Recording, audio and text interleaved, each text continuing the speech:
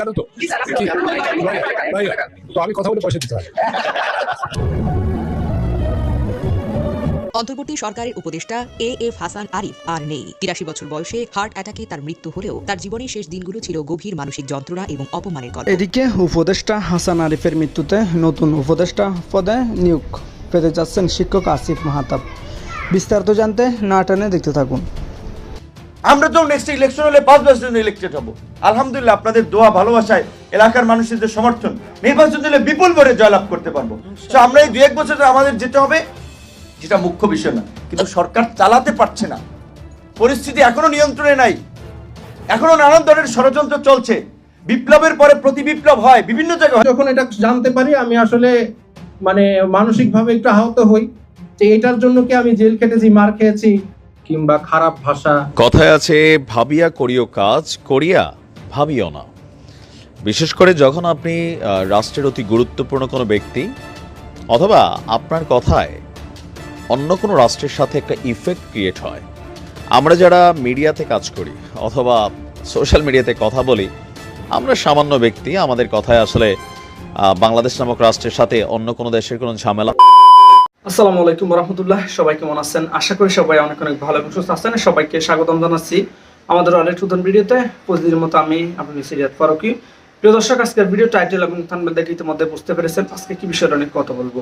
আজকে যে বিষয়টা নিয়ে কথা বলবো খুবই গুরুত্বপূর্ণ একটা বিষয়। ভিডিওর শুরুতেই বেশ কিছু অংশ বেশি দেখেছেন, যেগুলো ইতিমধ্যে দেখে বুঝতে পেরেছেন আজকের ভিডিওটি কতটুকু গুরুত্বপূর্ণ হতে চলেছে। তা দর্শক, এই বিষয়টা বেশি বিস্তারিত বলবো না, কারণ বিস্তারিত বলতে গেলে ভিডিওটা অনেক লম্বা হয়ে যাবে। তবে সংক্ষেপে করার ক্ষেত্রে আপনাদেরকে মূল আলোচনা নিয়ে যাচ্ছি। তার আগে আপনাদেরকে ছোট্ট একটি অনুরোধ জানিয়ে রাখতে চাই, যারা আমাদের ফারুকি অনলাইন ইউটিউব চ্যানেলটি থাকুন সেটি সাবস্ক্রাইব করে সাথে দেখবেন, একটা লাইক দিয়ে সবাই এক মুহূর্তে না টেনে ভিডিওটি দূরত্ব সহকারে দেখতে থাকুন। শেখ হাসিনার আমলে গায়ের জোরে ভোট কেন্দ্র দখল করে জনপ্রতিনিধি হয়েছেন, সেটা বাতিল করেছেন। এখন যদি ধরেন 6 মাসের মধ্যে জাতীয় নির্বাচন আগে স্থানীয় নির্বাচনগুলো দেয়, সবচেয়ে ইতিহাসের ভালো স্থানীয় নির্বাচন হবে এবং সেই স্থানীয় নির্বাচনের মধ্য দিয়ে প্রকৃত জনপ্রতিনিধি ইউনিয়ন থেকে সিটি কর্পোরেশন পর্যন্ত বের হয়ে আসবে, যারা এই সরকারকে সহযোগিতা করতে পারবে। উপজেলার বিষয়টা উপজেলা চেয়ারম্যান কিছুটা সরকারকে সহযোগিতা করতে পারবে, পৌরসভাটা পৌরসভার মেয়র সহযোগিতা করতে পারবে। এখন অনেকে বলছে যে না, তাদের কাজ জাতীয় নির্বাচন। তাদের ওই যে আমাদের এখান থেকে তো এক বক্তা বলেছিলেন, আন্দোলনের মধ্যে কি এইটা হয়েছিল যে এই সরকারটা গঠনের পরে আগে জাতীয় সরকার হবে, আগে স্থানীয় সরকার হবে, আগে জাতীয় নির্বাচন হবে? এই নির্বাচনের কোনো আলাপ ছিল? পরিষ্কারভাবে কিন্তু ঘোষণাপত্র ছিল যে এই ফ্যাসিবাদী রাষ্ট্র ব্যবস্থার বিলোপ এবং নতুন রাজনৈতিক বন্দোবস্ত। নতুন রাজনৈতিক বন্দোবস্ত কি? এই যে আজকে আলেমরা তাদের স্বাধীনভাবে মত প্রকাশ করছে, কথা বলছে, আর একজন সাংস্কৃতিক কর্মীরা তাদের কাজ করছে, রাজনীতিবিদরা তাদের কাজ করছে। এই যে একটা ইনক্লুসিভ পরিবেশ, এটি নতুন রাজনৈতিক বন্দোবস্ত। যার যার ভোট দিয়ে ভোটাধিকার নিশ্চিত করে আগামীতে একটা অবাধ, সুষ্ঠু, নিরপেক্ষ নির্বাচন হবে। এই যে আমরা নতুন বন্দোবস্ত আমরা চাই। প্রশাসনের চালচিত্র আপনারা যদি লক্ষ্য করেন, দেখবেন আগে ছিল একদিকে, এখন আবার আর একদিকে কিন্তু হেলতেছে। ক্ষমতা আসার আগেই যদি ওইদিকে হেলে যায়, তাহলে এই প্রশাসন তো হাসিনার আমলে যাই ছিল একই কাজ হবে, একই কাজ হবে। এখন অনেকে প্রমাণে খুব ব্যস্ত, আমরা বিএনপির লোক, আমরা জামাতের লোক, আমরা বঞ্চিত ছিলাম। পুলিশ প্রধান একবার বলছে, জানেন, বলছে যে ভাই বঞ্চিত, প্রমোশন দিলাম, পরে শুনি যে যৌন কেলেঙ্কারির দায়ে বরখাস্ত ছিল, সেও আইসা বঞ্চিত বলে প্রমোশন নিয়ে গেছে। ঘুষ এবং দুর্নীতির দায়ে চাকরিচ্যুত হয়েছে, সেও আইসা বলে বঞ্চিত। তো এই যে হঠাৎ করে আবার সবাই বিপ্লবী হয়ে যাওয়া, বিপ্লবের সবাই দোকানদার হয়ে যাওয়াটাও কিন্তু আবার অশুভ লক্ষণ। সেক্ষেত্রে আমরা প্রশাসনের একটা পেশাদারিত্ব চাই। প্রশাসন একদিকে হেলে যাবে এটা আমরা চাই না। আওয়ামী লীগের সাথে তখন আওয়ামী লীগের পারপাস সার্ভ করেছেন, এখন আবার মনে করছেন অমুক দলের সম্ভাবনা আছে ক্ষমতা আসা, তাদের সাথে এখনই লাইন লাগাচ্ছেন। কিভাবে আপনার সচিব হবেন, কিভাবে ডিআইজি হবেন, কিভাবে আইজি হবেন, এখনই যদি এই লাইন লাগান, কি করবেন? পরিস্থিতি কোনো পরিবর্তন হবে আপনারা মনে করছেন? কাজে এই জন্য বলছি, এই সরকারকে অন্তত 2 বছর থাকতে হবে। সেই ক্ষেত্রে সরকারের দুর্বলতাগুলো ঠিক করতে হবে। দুর্বলতা ঠিক করার জন্য আমরা বলছি যে এই কাঠামোটা বিভিন্ন রাজনৈতিক দলের সাথে আলাপ করে একটা জাতীয় সরকারের কাঠামো হতে পারে। ইসলামী আন্দোলনের 2 জন প্রতিনিধি থাকবে, জামাতের 2 জন প্রতিনিধি থাকুক, অন্যান্য এই মেইন স্ট্রিম পলিটিক্যাল 10টা পলিটিক্যাল পার্টিগুলো থেকে যদি আরো 20 জন যায়, এই 24 জনের সাথে আরো 20 জন যোগ করলে 40 জন, মন্ত্রণালয় আছে 60টার মতো। তা 50 জনের উপদেষ্টা পরিষদ থাকলে সমস্যা আছে? আর এই 50 এই যে রাজনৈতিক দলের ঐক্যমত, এইভাবে তো বাংলাদেশ 53 বছরের সুযোগ পান নাই যে সবাইকে নিয়ে সরকার করবেন, সবাইকে নিয়ে ঐক্যমতের ভিত্তিতে রাষ্ট্র পুনর্গঠন করবেন। একটা বার আমরা পাইছি। এই সুযোগ যদি আমরা হেলায় ফেলায় নষ্ট করে ফেলি, আর কবে পাবো আমি জানি না। অনেকে বলছে নূর ভাই খালি জাতীয় সরকারের কথা বলতেছে, সে সরকারে যাইতে চায় বোধহয়। অনেকে বলে আর কি, ফেসবুকে কমেন্ট করে যে হ্যাঁ নিয়ে নেন তাহলে সব ঠিক হয়ে যাবে। আমি আপনাদের সামনে বলছি, জাতীয় সরকার হলেও আমি আপনাদেরকে বলছি, আমি যেহেতু এইটা নিয়ে বেশি বক্তব্য দিচ্ছি, আমি সরকারে যাব না। আমরা তো নেক্সট ইলেকশন হলে 5 বছর জন্য ইলেক্টেড হবো। আলহামদুলিল্লাহ আপনাদের দোয়া ভালোবাসায়, এলাকার মানুষের যে সমর্থন, নির্বাচন দিলে বিপুল করে জয়লাভ করতে পারবো। তো আমরা এই 2-1 বছর আমাদের যেতে হবে, যেটা মুখ্য বিষয় না। কিন্তু সরকার চালাতে পারছে না, পরিস্থিতি এখনো নিয়ন্ত্রণে নাই, এখনো নানান ধরনের ষড়যন্ত্র চলছে। বিপ্লবের পরে প্রতি বিপ্লব হয় বিভিন্ন জায়গায়। যখন এটা জানতে পারি আমি আসলে মানে মানসিক ভাবে একটু আহত হই যে এটার জন্য কি আমি জেল খেটেছি, মার খেয়েছি, কিংবা খারাপ ভাষা ব্যবহার করি না, এই পর্যন্ত করি নাই। আপনারা কখনো আমাকে পাবেন না যে আমি কোনো সময় কোনো বাজে ওয়ার্ড আমি ব্যবহার করেছি, কারণ আমার পরিবার আমাকে এই শিক্ষা দেয় না যে কোথাও বাজে একদম ন্যাস্টি ওয়ার্ড এগুলো ব্যবহার করা। কিন্তু আজকে আমি করব, প্রথমবার জীবনের। কারণ হচ্ছে আমাদের যে এই যে সরকার, তারা যে কমিটি করেছে, শিক্ষা কমিটি, আমরা অলরেডি একটা ডকুমেন্ট পেয়েছি 2025-এ তারা যে একটা গল্প বা একটা শিক্ষার ভিতরে কি কি দিচ্ছে তার একটা নমুনা কেউ একজন লিক করেছে, এবং এটা আসলে যে তাদের মধ্যে আছে সেটা আমরা কনফার্ম করেছি। তো সেখানে আমি আপনাকে পড়ে শোনাই যে একটা গল্প তারা দিয়েছে, এটা আপনারা সব অনলাইনে পাবেন। গল্পটার নাম হচ্ছে গার্ল বাই জামাইকা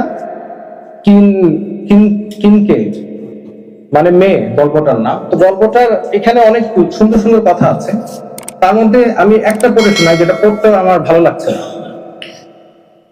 মা তার মেয়েকে বলছে, এইভাবে রবিবারে হেঁটে যাবে, Sundays try to walk like a lady and not like the slut that you have bent on becoming. এটার মানে হচ্ছে এইভাবে মানে রবিবারে ভালোভাবে হেঁটে যাবে যাতে করে তুমি যে খানকি না সেটা হতে চাও, তুমি সেটা না হতে পারো।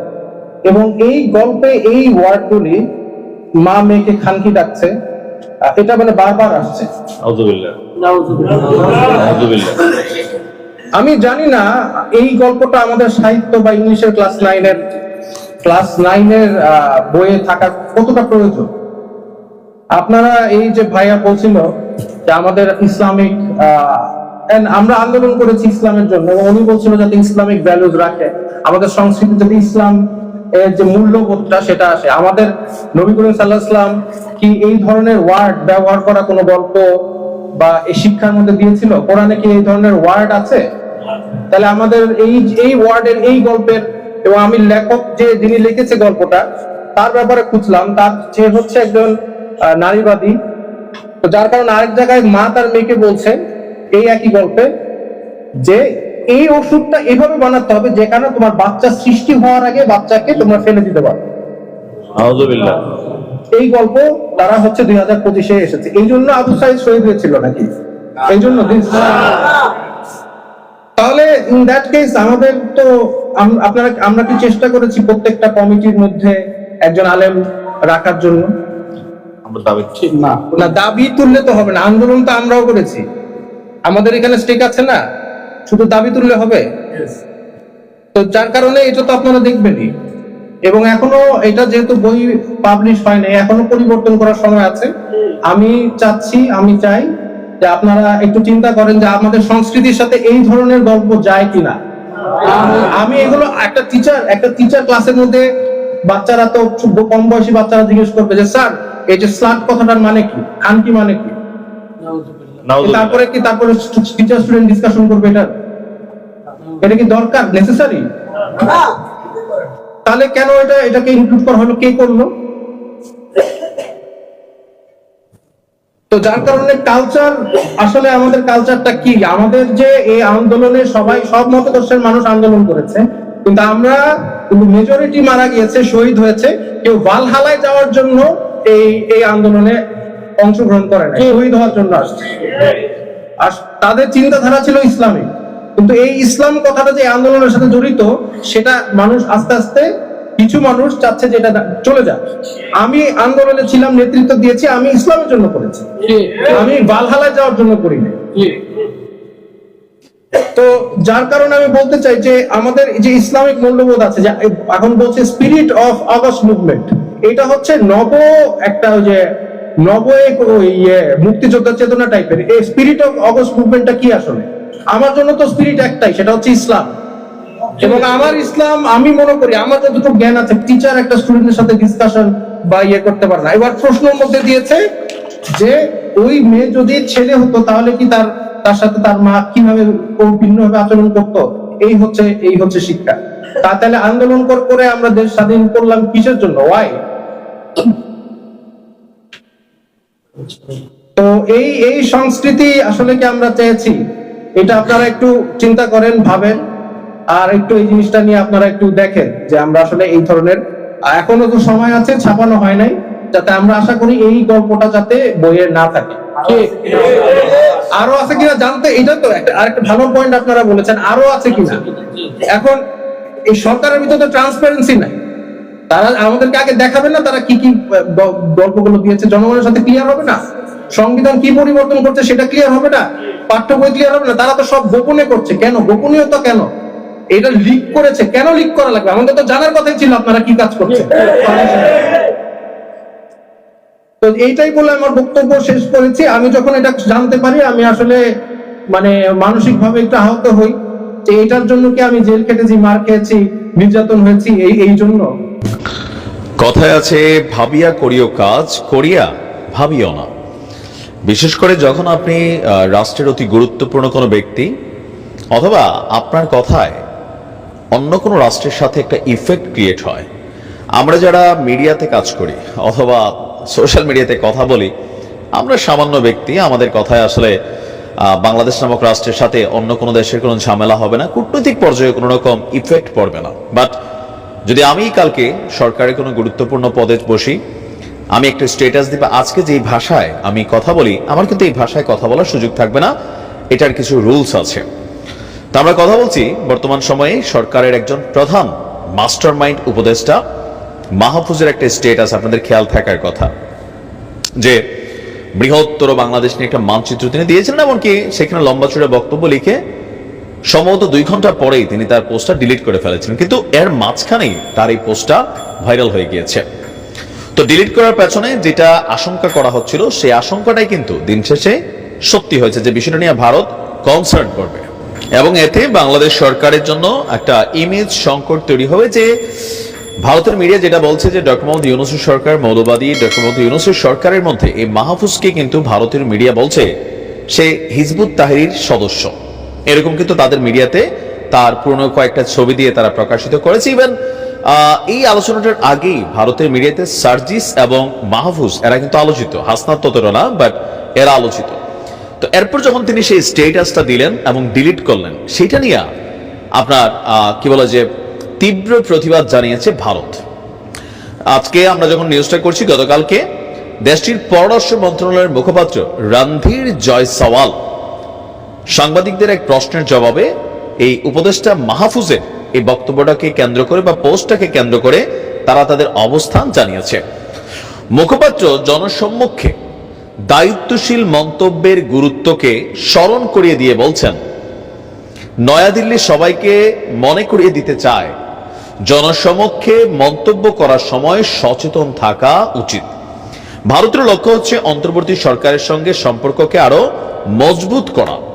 তো এই ধরনের মন্তব্য যেটা মাহফুজ করেছে জনসম্মুখে সোশ্যাল মিডিয়া প্ল্যাটফর্মে, তো তাকে এই দায়িত্বশীল মন্তব্যের গুরুত্বটা তারা স্মরণ করিয়ে দিয়ে বলছেন যে আমরা বাংলাদেশের সংশ্লিষ্ট কর্তৃপক্ষের কাছে, সম্ভবত হতে পারে বাংলাদেশের যে রাষ্ট্রদূত আছেন ভারতে তাদের কাছে, অথবা বাংলাদেশ হাই কমিশন যেটা ভারতে আছে তাদের কাছে এই বিষয়ে ভারত তাদের কড়া আপত্তির কথা জানিয়েছে। আমরা জানতে পেরেছি যে মন্তব্যের কথা বলা হচ্ছে সামাজিক যোগাযোগ মাধ্যম থেকে সেই পোস্টটিকে আবার সরিয়েও নেওয়া হয়েছে।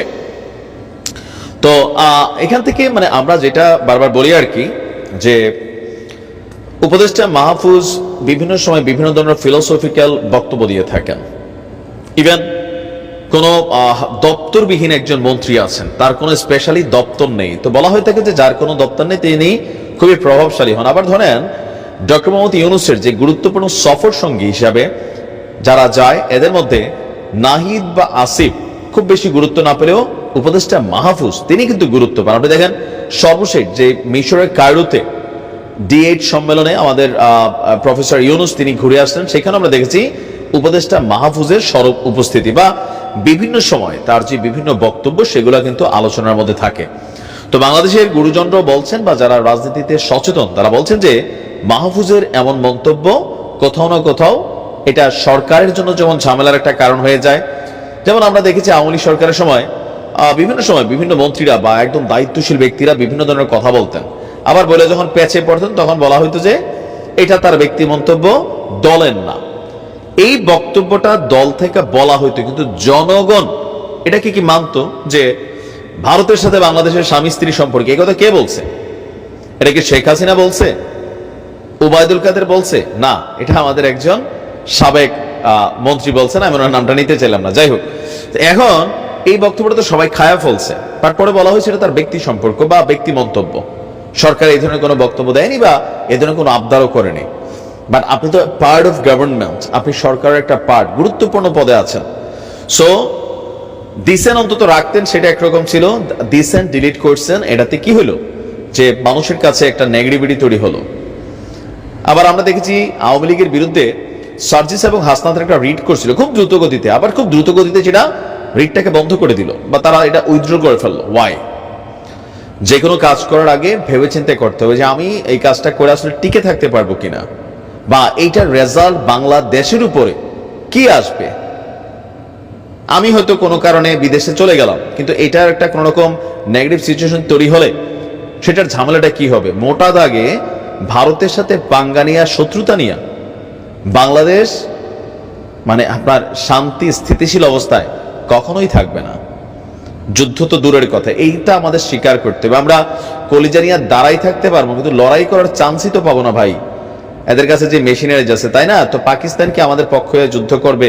আর পাকিস্তান কেন আসবে আপনার মনে হয়? যে না, আমারে মানলে পাকিস্তান আসবে। এগুলো হচ্ছে পাকিস্তান প্রীতি টাইপ মেন্টালিটির। বাংলাদেশের সাথে পাকিস্তানের ওই রকম কোনো মানে কি বলা হয় যে দ্বিপাক্ষিক চুক্তি নাই, মিত্রতা নাই যে বাংলাদেশে কেউ আক্রমণ করলে পাকিস্তান দৌড়ের উপর আইসা আপনার পিঠের উপরে ছাতা হিসেবে থাকবে। বাংলাদেশ মিয়ানমারের সাথে যুদ্ধ লাগলেই টিকবে না। এখন তো মিয়ানমারেরও দুইটা পার্ট। বাস্তবতা হচ্ছে এইটা, আমরা সাহসী জাতি, বীরের জাতি, কিন্তু আপনি তো ভাই তলোয়ার নিয়ে, লাঠি নিয়ে সে ৭১-এর মতন যুদ্ধ করবেন। এখন প্রযুক্তির যুগ। আপনি দেখেন না যে আমেরিকা হানিয়ারে শেষ করবে, অথবা আপনার ইরানের জেনারেল কাসেম সোলাইমানিকে শেষ করবে, অথবা ওই যে কি বলা যে ওইটার যিনি নেতা ছিলেন, দেখছেন কই থেকে বৈশা মেশিনে টিপ দেয়, কই থেকে উইরা আসে, মিশন শেষ করে, কোনো কিছু লাগে না। আজকের দিনে যুদ্ধটা ইরান কি তাদের সেনাবাহিনী ইসরায়েল পাঠিয়েছিল? পাঠায় নাই। শক্তিশালী ক্ষেপণাস্ত্র বাংলাদেশের কাছে আছে এগুলা? তা আপনি এটা বুঝতে হবে। প্রতিবেশী হিসাবে সবার সাথে আমাদের সুসম্পর্ক রাখতে হবে। কারোর সাথে অভার প্রীতি, কারোর সাথে বন্ধুত্ব, এটাতে কি হবে? বাংলাদেশ বাটে পড়বে। তো বাংলাদেশ বাটে পড়লে এই লেভেলে যারা একবার পৌঁছা যায়, এমপি মন্ত্রী, তার কি কিছু হয়? আওয়ামী লীগের যারা একদম বড় ক্লাসিক ক্যারেক্টার ছিলেন, তারা কি কেউ দেশে আছেন? বিলিয়ন্স অফ ডলার কামাইয়া ভাই দেশ ছেড়ে চলে গেছেন। বাটে পড়ছে কারা? ওই যে গ্রামের ওই লোকটা, যিনি আওয়ামী লীগের প্রোগ্রাম হলে তিনি যাইতেন, চা দোকানে বসতেন, বঙ্গবন্ধুর পক্ষে দুইটা কথা বলতেন। এই লোকটা কিন্তু এখন বাটে। তারা দেখলে মানুষ ট্রিট করতেছে, হাহারি এক দিচ্ছে তার পোস্টে ফেসবুকে। তিনি এখন ভাই নীরবে নিবৃতে চলাফেরা করেন। আবার গায়েবী মামলার তিনি আসামি। এতদিন বিএনপির সময় এটা ছিল না? ছিল তো। সরকার পতনের ঠিক আগ মুহূর্তে বিএনপির কমিটিতে অতীতে নাম ছিল। গত 10 বছরও হয়তো এই লোকটা রাজনীতি করে না, 20 বছর আগে নাম ছিল। এদেরকে পর্যন্ত আওয়ামী লীগ সরকার তৎকালীন প্রেক্ষাপটে গ্রেপ্তার করছে। তো তারেক রহমান কি ঝামেলায় পড়ছে? তিনি একটা ঝামেলা ছিলেন, সেখান থেকে বের হয়ে কোথায় আছেন? লন্ডন। যত বড় বড় নেতারা দেশের বাইরে ছিলেন, এখন সবাই আবার আসতেছেন, তাই না? সো সরকারের যারা দায়িত্বশীল ব্যক্তি থাকবেন, বাংলাদেশকে নিরাপদ রাখার স্বার্থে আপনারা যে কোনো অ্যাক্টিভিটিস করবেন। ওই ভারতের এটা দখল করে ফেলা অথবা পাকিস্তানের সাথে ওইটা করে ফেলা, এই বিষয়গুলোতে বাংলাদেশ বিপাকে পড়বে। আপনারা অনেক বড় জায়গায় পৌঁছে গেছেন, নিরাপদে দেশ ছেড়ে চলে যাবেন, পরিবার নিয়েও চলে যাবেন। আমরা যাবো কই ভাই? নিশ্চয়ই উপদেষ্টা মাহফুজ আবেগের বসে সামনের দিকে আপনি কোনো আর বক্তব্য দিবেন না, যেটা বাংলাদেশের সার্বভৌমত্বের জন্য নেগেটিভ হবে। ভালো থাকুন, আসসালামু আলাইকুম। তো প্রিয় দর্শক, ভিডিওটি ভালো লাগলে অবশ্যই শেয়ার করে দিবেন, আর আমাদের চ্যানেলটিতে সাবস্ক্রাইব করে সাথে থাকবেন। এতক্ষণ সাথে থাকার জন্য সবাইকে অসংখ্য ধন্যবাদ জানিয়ে শেষ করতেছি আজকে ভিডিওটি। ভালো থাকবেন, সুস্থ থাকবেন, আল্লাহ।